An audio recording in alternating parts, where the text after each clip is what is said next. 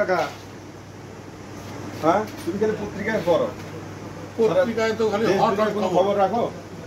সব খবর রাখার জন্যই তো পত্রিকা পড়ি। বিসিএস প্রশ্ন ফাঁস, শিক্ষকরা আন্দোলন করতেছে, কোটা বিরোধী আন্দোলন, তোমার মধ্যে জ্ঞানীগুলি মানুষ এখানে বসে আছো। আমি তো ওই চিন্তাই করলাম। কি চিন্তা করলে? যুগান্তকারী আবিষ্কার করে ফেলেছি। কি মনে করো, এটা তো আমি অ্যাডভোকেটের সাথে বলছিলাম, আমার একটা বুদ্ধিজীবী আছে। আচ্ছা হ্যাঁ, আমার বুদ্ধিজীবী আছে রবি বাবু। হ্যাঁ, বসে আমরা একটা সুন্দর করে একটা পদ্ধতি আবিষ্কার করলাম, সমাধান হয়ে গেল। হ্যাঁ, কোনো সমস্যা নেই। এইটা যদি মানে সরকার যদি নেয়, হ্যাঁ, তাহলে মনে করো দুর্নীতি অর্ধেক হয়ে যাবে। আচ্ছা আচ্ছা, এই বিশেষ করে পরীক্ষা ক্ষেত্রে। আচ্ছা, আর কোটা বিরোধী আন্দোলনই করা লাগবে না। আচ্ছা আচ্ছা, মনে করো একটা সুষ্ঠু সহজ একটা সমাধান। কি সেই সমাধান? মনে করো পরীক্ষাই তুলে দেওয়া হবে। সরকার যেরকম আজকে শিক্ষা পদ্ধতি সহজীকরণ করেছে, হ্যাঁ, মনে করো, তাই না? ছাত্রদের মধ্যে পরীক্ষা ভীতি দূর করে ফেলাছে। হ্যাঁ, তাহলে ঠিক তেমনি চাকরির ক্ষেত্রে কেন পরীক্ষা লাগবে কও? আজকে বিভিন্ন শিক্ষা প্রতিষ্ঠানে ভর্তি কি দিয়ে হচ্ছে? লটারিতে। তাহলে লটারিতে ভর্তি হচ্ছে কিনা? হ্যাঁ, হচ্ছে কিনা? হচ্ছে। তাহলে এই যে প্রশ্ন ফাঁস করা, যদি প্রশ্নই না থাকে, হ্যাঁ, তাহলে প্রশ্ন ফাঁস করার তাহলে তো বাছাই করবে কিভাবে? তাহলে বাছাই করবো না। যখন একটা ছাত্র বিশ্ববিদ্যালয়তে পাস করতেছে, হ্যাঁ, তখন তার গ্রেডিং দেওয়া হচ্ছে না? হচ্ছে, দেওয়া হচ্ছে না। হচ্ছে। তাহলে সেখানে কি সে পরীক্ষা দিয়ে গ্রেডিং পাচ্ছে না? হ্যাঁ, পাচ্ছে তা সেখানে অবৈধ ব্যাপার আছে না, ওখানে অবৈধ না। অবৈধ আছে কি না। তাহলে বিশ্ববিদ্যালয় থেকে একটা ছাত্র যখন পাস করতেছে, আমি বিসিএস নিব, ধরো বিসি মানে সরকারি ফার্স্ট ক্লাস গেজেটেড অফিসার যখন নিয়োগ হবে, হ্যাঁ, তখন বলা হলো এসএসসি তে প্লাস পাওয়া লাগবে, ইন্টারমিডিয়েটে প্লাস পাওয়া লাগবে, হ্যাঁ, অনার্সে ধরো ফার্স্ট ক্লাস টাকা লাগবে, মাস্টার্সে ফার্স্ট ক্লাস টাকা লাগবে। আচ্ছা, এই ন্যূনতম যোগ্যতা, যারা সরকারি ফার্স্ট ক্লাস গেজেটেড অফিসার হবে, তারা এই যোগ্যতা এই যোগ্যতা থাকা লাগবে অ্যাপ্লাই করার জন্য। আচ্ছা, তারপরে যারা আছে এই যোগ্যতা, তারা সবাই অ্যাপ্লাই করলো। হ্যাঁ, তারপরে লটারি করা হলো। লটারি করে যে কটা পদ, সে কটা পদ নিয়োগ দেওয়া হলো। তারা কোনো প্রশ্নও নাই, কোনো ঝামেলাও নাই, বুঝতে পেরেছো? ওহো, তাহলে কি চাকরি ভিত্তিতে, যোগ্যতা ভিত্তিতে লটারি করে নিয়োগ। তাহলে দেশের সবচেয়ে মেধাবী সম্পন্ন ছেলেপেলেরা আর আসছে তো, তুমি কি মেধাবীর যোগ্যতা কয়বার প্রমাণ করতে হয়? তোমার মেধাবীর যোগ্যতা সিটার বাটপাড়ি করে কোর্সিন কিনে মেধাবীর যোগ্যতা প্রমাণ করার থেকে আমি পরীক্ষা দিয়েই তো একবার পাস করেছি, করিনি? আমি ফার্স্ট ক্লাস পাসে কি না পড়ে? না, না পড়ে না পড়ে না। আর একটা চাকরি করতে গেলে আবার তো ট্রেনিং দেওয়া লাগে।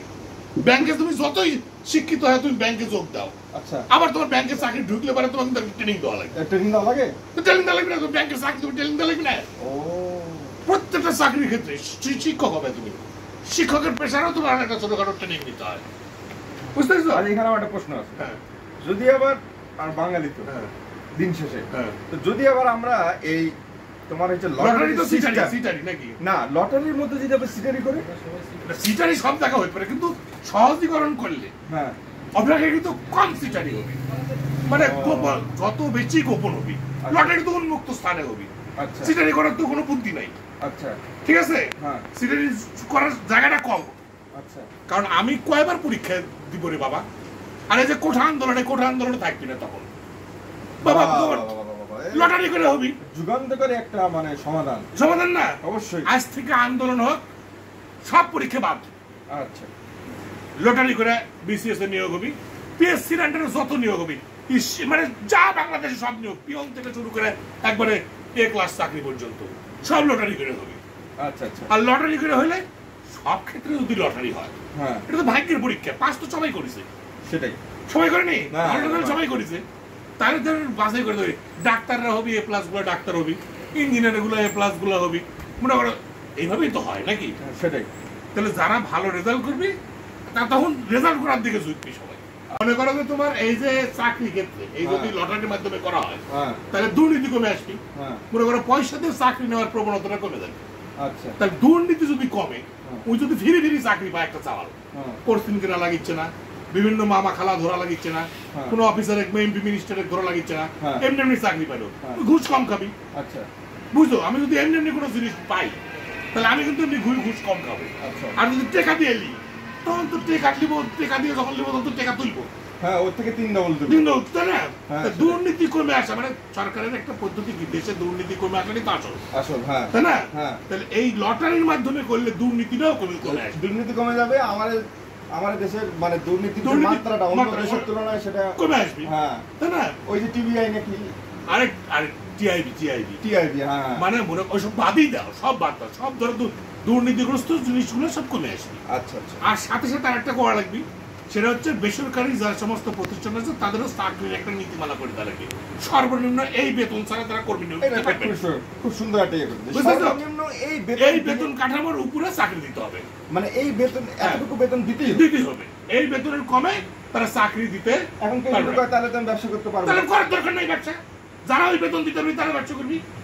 তুমি সারাদিন 12 ঘন্টা খাটাইলে 4000 টাকা বেতন দিয়ে কর্মী নিবে, ওটা চলবি না। মানে ন্যায্যতা সব ক্ষেত্রে হওয়া লাগে, তাহলে পরে সরকারি চাকরির দিকে এত লোক ঝুঁকবি না। ঠিক আছে, আমি 8 ঘন্টা চাকরি করবো, 12 ঘন্টা চাকরি করবো, সেই অনুপাতে আমাকে বেতন দিতে হবে। ন্যায্য বেতন যদি দেয়, সরকারি কাঠামোর অনুপাতে যদি বেসরকারি কোম্পানিগুলো বেতন দেয়, তাহলে পরে কিন্তু এত তোমার সরকারি চাকরির দিকে ঝুঁকবি না জনগণ, দুর্নীতি কমে আসবি, ঝুঁকবি না। তাহলে এটা সুষ্ঠু সমাধান হলো না। তাহলে এখন থেকে একটা আন্দোলন, এই সব আন্দোলন বাদ দিয়ে এক আন্দোলন করো যে সব পরীক্ষায় লটারি সিস্টেম, আর বেসরকারি যেগুলো প্রতিষ্ঠান আছে সেগুলো একটা নীতিমালা সরকার করে দিক, সর্বনিম্ন এত বেতন থেকে শুরু হবে, কিচ্ছু থাকবে না বাংলাদেশ সুষ্ঠু সুন্দর। আমি এই সব চিন্তা ঘুমাইতে পারছি না। তুমি যাও তো, তাও তুমি